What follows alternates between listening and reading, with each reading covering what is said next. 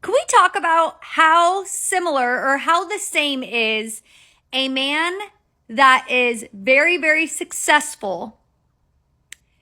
He is going to look for a woman that is very, very beautiful, right? That is the same that a woman is desiring a man that is very, very successful. There is no difference. A really successful man is wanting a very beautiful woman.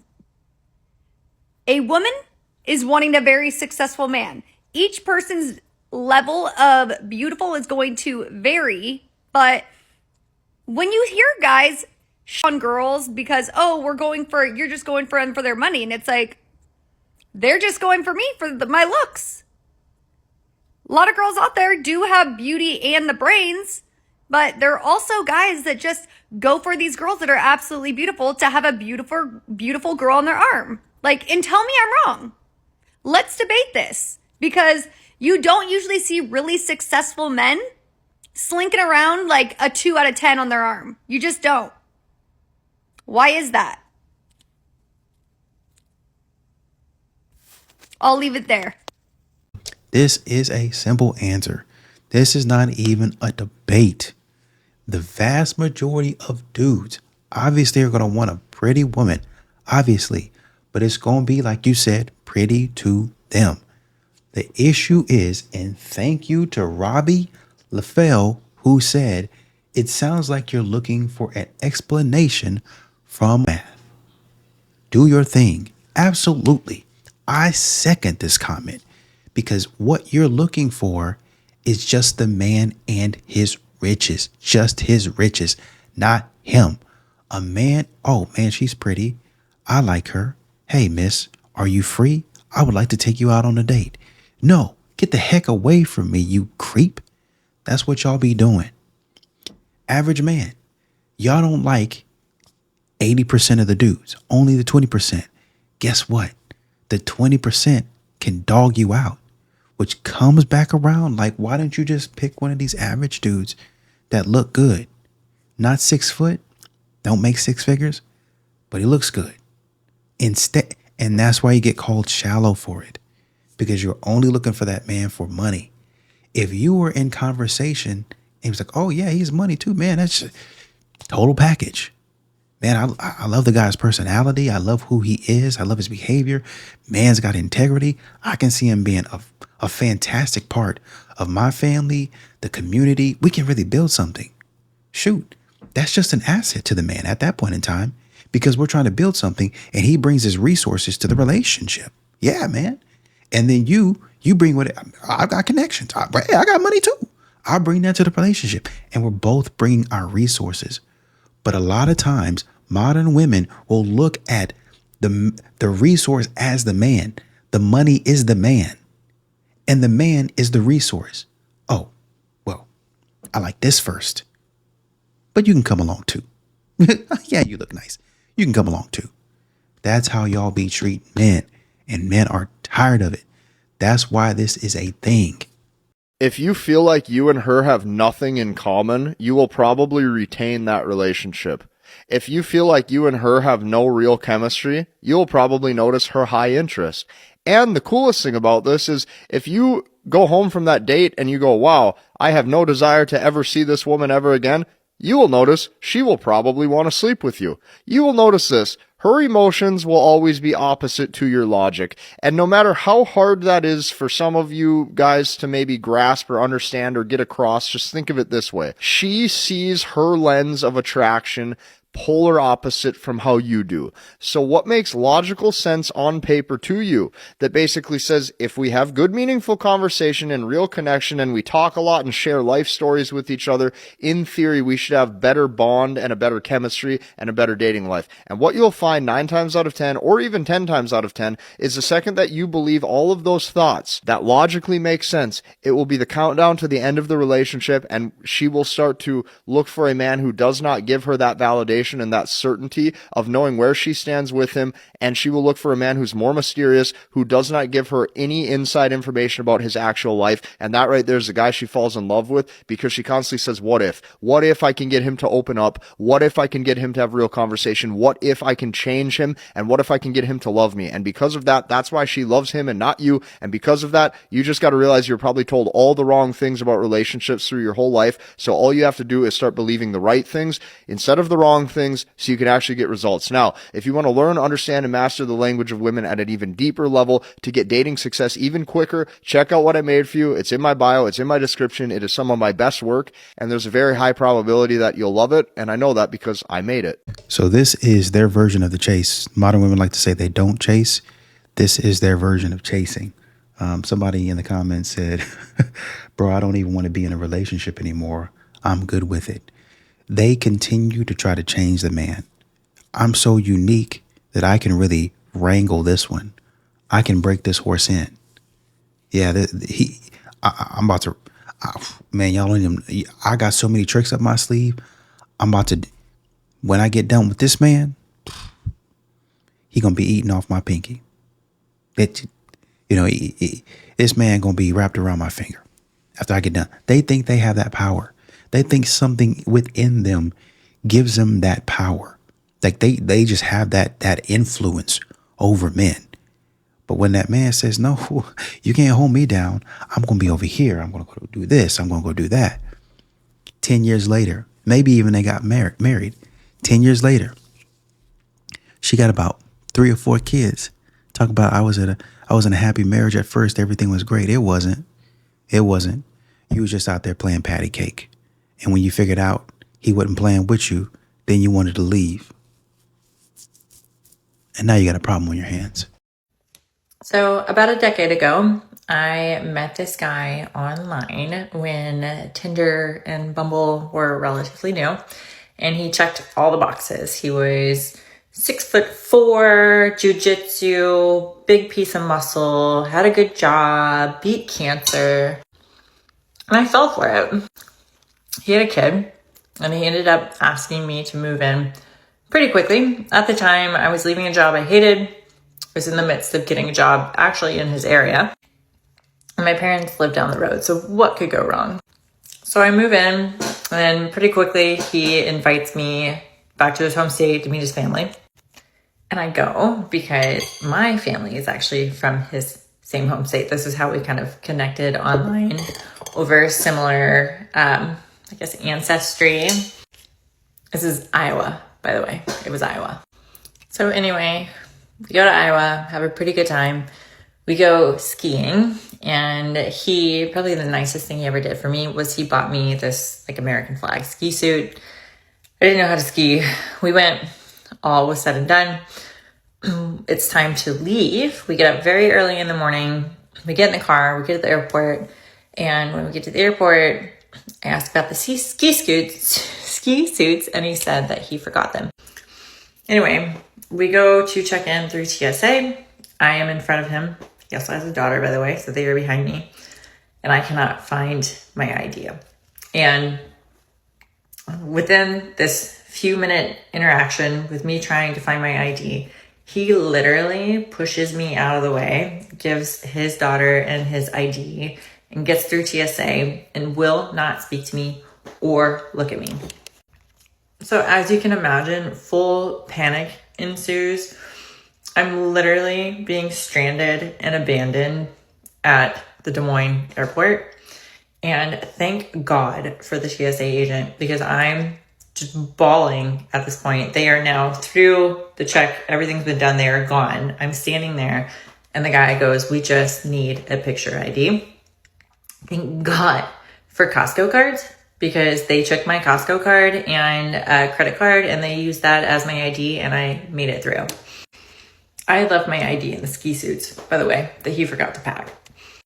So anyway, I find him sitting outside the gate, does not speak to me. I sit there quietly the entire time.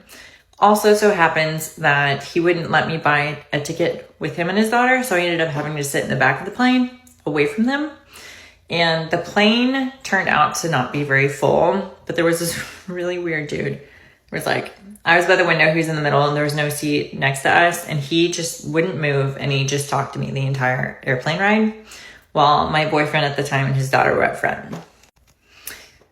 I come down, get home, land in Texas, get off the airplane, still is not speaking to me. I just follow him to the car. He gets in the car, starts to drive home, and then berates me the whole way home because that man sat there and spoke to me. And also, after I finally left this terrible, whatever you want to call him, he actually wouldn't let me take the ski suit. And I wonder to this day who's wearing it. So about a decade ago, I met this guy online when Tinder and Bumble were relatively new, and he checked all the boxes. He was 6'4", jujitsu, big piece of muscle, had a good job, beat cancer, and I fell for it. He had a kid, and he ended up asking me to move in pretty quickly. At the time, I was leaving a job I hated. I was in the midst of getting a job actually in his area. And my parents lived down the road, so what could go wrong? So I move in, and pretty quickly he invites me back to his home state to meet his family.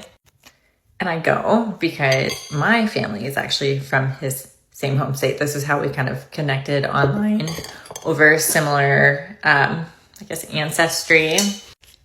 This is Iowa, by the way. It was Iowa. So anyway, we go to Iowa, have a pretty good time. We go skiing, and he, probably the nicest thing he ever did for me was he bought me this American flag ski suit. I didn't know how to ski. We went, all was said and done. It's time to leave. We get up very early in the morning. We get in the car, we get to the airport, and when we get to the airport, I asked about the ski suits, and he said that he forgot them. Anyway, we go to check in through TSA. I am in front of him. He also has a daughter, by the way, so they are behind me. And I cannot find my ID. And within this few-minute interaction with me trying to find my ID, he literally pushes me out of the way, gives his daughter and his ID, and gets through TSA and will not speak to me or look at me.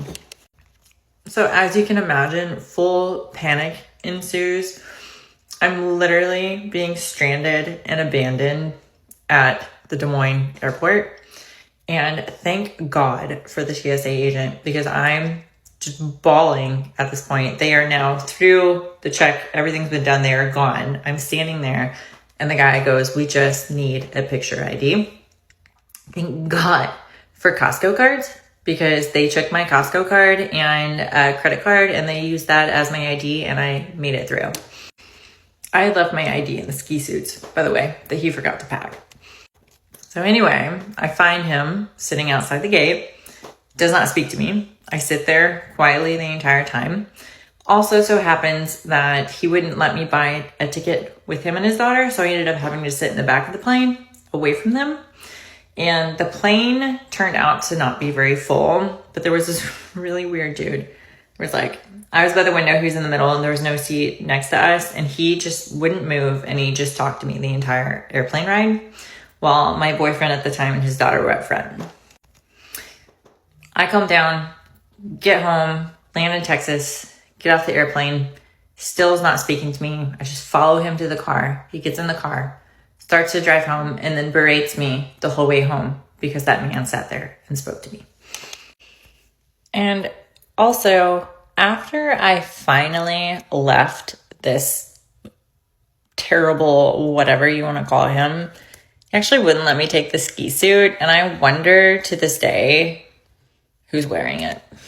Being a girl is great. Why the heck was I just shopping and this man walked up to me and was like, "Oh, you're so cute. I just want to buy you something." And so I was like, "What's the limit?" And he was like, "I just want to get you a gift." And I was like, "What's the budget?" And he didn't answer me. He just ignored me. And he was like, "I'll just get you the stuff that's in your, that you're holding or whatever." And so he gives me, luckily for him, I was just holding $100 worth of stuff. And so he gives me the money or whatever and just leaves with his relative or whatever.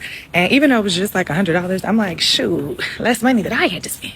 Because what if I would have just started picking up a whole bunch of other things? But I did get this hat though. I need the hat for somewhere I'm going, and I think it's cute. There was a lady in the comments that said that was polite of him. You did good by not taking advantage. Well, she did try to take advantage, except he ignored it. She's not a saint here. She tried to take advantage of him twice, and he ignored her. She asked what was the budget, because had he told her what the budget was, she would have put down whatever she had in her hand and gotten something more expensive. So she was actually trying to use him. Don't let the pretty face fool you. Excuse me, $20 or a mystery gift? $20? $20, bro? Yes. $20 or a mystery gift? I gotta take the mystery gift. I want the big one. I get to keep this. That's cool. Can I give you a hug? Sure. Would you like a second mystery gift or to come home with me? No, I don't want that. I'm coming home with you. Can you take this home for me? Yeah. You can hold this. Where are we going? To my car. Is he gonna film the whole thing? Yeah. So how do you pay for all this? Oh. Nice. You're gonna make a video for that? Do you want to? Yes, please. Wow, nice place. Thank you. You got the light and everything. I'm gonna go change, okay?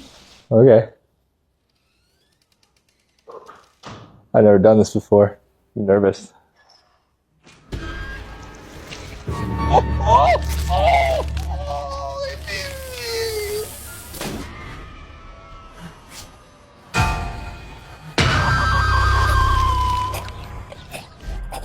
And this will teach your silly behind to never go home with the bob.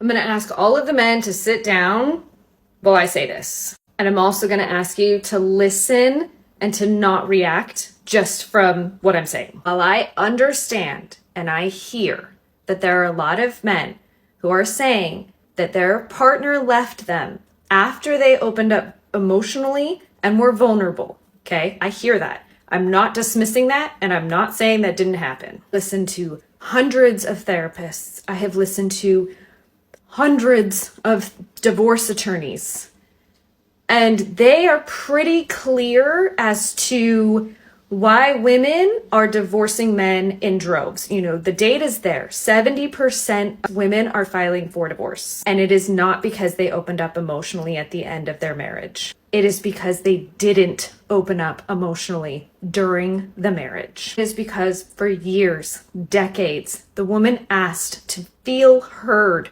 to have an open partnership with their partner, with their spouse, with their husband, to be communicative with each other, to have both of you be vulnerable and open up emotionally and have conversations. And at the end of the marriage, when she said, "Hey, I'm done. I've been asking you to do this for years." Most men will say they were blindsided by this. They didn't understand. And at that moment, they open up vulnerably and they are like, "I won't let you leave. I don't want you to leave. I love you. I can't live my life without you. I have to have you in my life." And she still leaves. So they take that one moment and they say, "But I was vulnerable and she left me." Instead of looking at it as, she asked me for years to be vulnerable and to open up to her, and I didn't. And the one time I did, it wasn't good enough. It wasn't enough for her. And so why am I going to do this with somebody else? These are the types of comments. These are the types of men that I hope at one point in time, one of my videos allows them to say, "Holy what did I do? What was my input in the failure to the marriage?" Because both parties are at fault for the marriage failing. Okay. And there are a very, very, very small few marriages that fail where it's only one person and not the other. But 99% of the time, both parties are at fault. Okay. So I'm not trying to blame shift. What I'm saying though, is that for the men who say, "I was vulnerable and she left me," you're missing the key point that she's been asking you to be vulnerable for years. And you chose the moment that she decided she was ready to leave for you to do that. And then you got mad she left. Well, let me provide a different perspective, because you say 99% of the time when people get divorced, then it is both parties, right? And the small sliver is one person did something. Let's stretch that number out to 95. just to give people the benefit of the doubt, right? You say be vulnerable. She's been asking you for years. Women ask for a lot of things, but then they don't deliver on what their promise is. It's always, oh, well, I couldn't. Oh, well, my head hurts. Or, oh, man, my stomach hurts today. Or, I got to go get the kids. Or, it's just not a lot of time. I got to go to the book club. That sort of stuff, right? When a man puts his emotions out there, then it's, oh, you made me feel a certain way, and I only did this, and I don't really understand why you got to bring that up now. Why is that an issue now, right? Also, the other thing might be when he brings up his emotions is, well, I know I did you wrong, but I didn't really mean to. Well, it wasn't anything malicious behind it. It wasn't my intention to do that. So really, honestly and truly, his feelings are getting brushed to the side because you're not really feeling the weight of what he's saying and how it hurt him.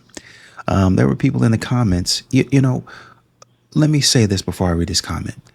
A lot of times men, when they do something, and it's not the way that you want it, or it's not the way that you like it, or it's not the way that you accept it, then you say that they didn't do it.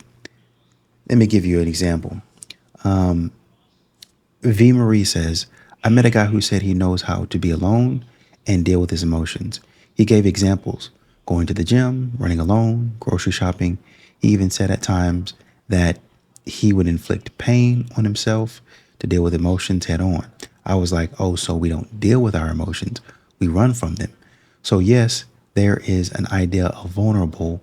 Their idea of vulnerable is likely a tantrum. And then somebody else came back. I think it was a woman, actually. So I appreciate you for that. Said, except exercise and things like that are actually good ways to work out emotions. Running is also super meditative for a lot of people. I obviously consider the bigger picture, but those are legit. Exactly. This is what y'all be doing. Y'all be trying to say that men don't be working on themselves. They don't be doing nothing.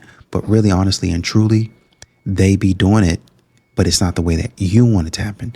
So you get on this app talking a bunch of nonsense, a bunch of word salad to make men feel like they're not doing anything. And true enough, men got to get better at some things.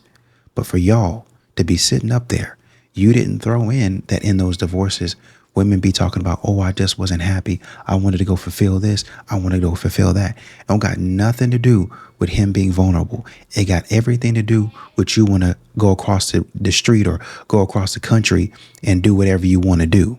That's what it has to do with. So you need to factor that in, period.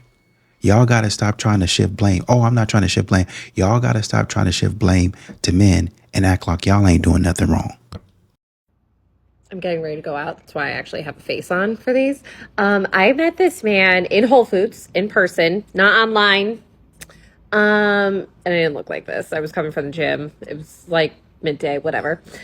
He wanted to go do coffee as a first date. I don't like coffee. I find it cheap. I find it lazy. I find it way too easy.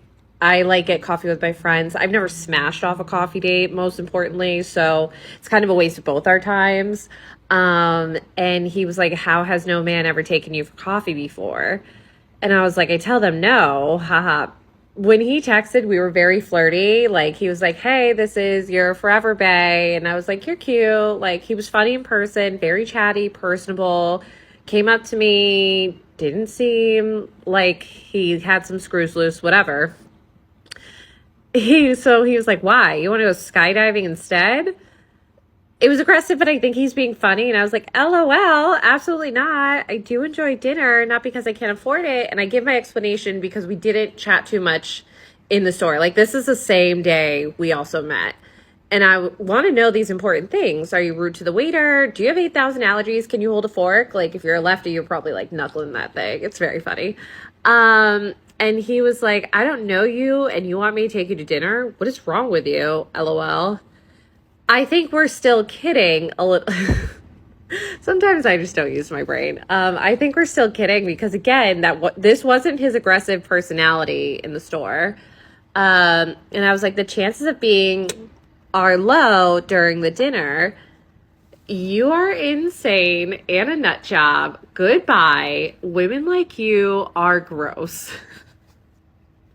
So, ladies, they're not all online. They're also in Whole Foods, these crazy men. Also, new nails. They're little Valentine's. Yeah, so we didn't go out. Yeah, this one didn't go over well. Marissa, the top comment said, "Girl, you did too much. Coffee date is fine. You scared him off." Fabi or Fable says, "I mean, I think he's a red flag, but if we just met at Whole Foods and we barely talked, we're complete strangers, I think a coffee date or something casual makes sense, and then a real dinner another day." Yeah. Somebody else said, "Hot take or maybe a cold take. I think texts from both sides are wild and so weird in their own ways." Another user said, "Dude dodged a red flag." You have another woman right here that says, "I love coffee dates as a meet and greet, and I absolutely do not want to be stuck over a dinner with somebody I find that I don't like. I want to leave immediately with no stress." So I'm looking at what you talked to him about. I guess he's asking you, has anybody ever taken you on a coffee date? How has that not happened? And you say, "Well, I tell him no." I was all right. And then he said, "Why? You want to you want to go skydiving?" Like, well, they're on a coffee date. Like, well, what's going on? He's confused at this point in time. LOL, absolutely not. I do enjoy dinner. Okay, so you're trying to shift him in a different direction here. Not because I can't afford it, but I think someone can keep their polite act up during coffee or cocktails, but dinner allows more interaction with social environments and time. This is ignorant, and it is an errant way of thinking. Just like you can keep an act up during coffee, you can keep an act up during dinner. It depends. You can read the same interaction on a coffee date as you do during dinner. If you go to a coffee shop, you're going to be interacting with a cashier or a barista, and the way you treat them, that's how you treat them. The waiter is obviously, they're coming around the table, but you would have to use the same manners with the cashier or the barista that you would with the waiter or the waitress. It doesn't matter. Like, how rude are you to the waiter? So that's dumb. Have 8,000 allergies. You can talk about that. Guess where? At a coffee shop. Do you know how to share? What are we sharing? I don't know you. We're complete strangers. That's why we're sitting here on the coffee date trying to get to know each other. What are you talking about right now? Do you know how to hold a fork? Do you know how to chew? Guess what you can find at a coffee shop? You guessed it. Food. Breakfast sandwiches. You can find handhelds, like a little pizza, like flatbread. You can find a lot of those things, and you can judge it then. But just wait. Maybe you shouldn't be doing that at that point in time. Maybe you should just be getting to know the person. How about that? He was right to get you out of his face. You're a weirdo. You're a weirdo. You know what the biggest gut punch moment is? It's when you used to date somebody and now they're dating a prettier girl and you're talking about it with your friends, like you're talking about the situation and you're like, yeah, like, and now they're dating somebody who's hotter than me. And your friends kind of pause and then they're like, but looks aren't everything. Sure, she's pretty, but like, what does that even like, who, like, what? That doesn't like matter. Like, I mean, yeah, maybe she's not like ugly. And it's just like in that moment, you know, confirmed. Oh, okay, yeah, so that girl is confirmed prettier than me. We're not gonna disagree with that.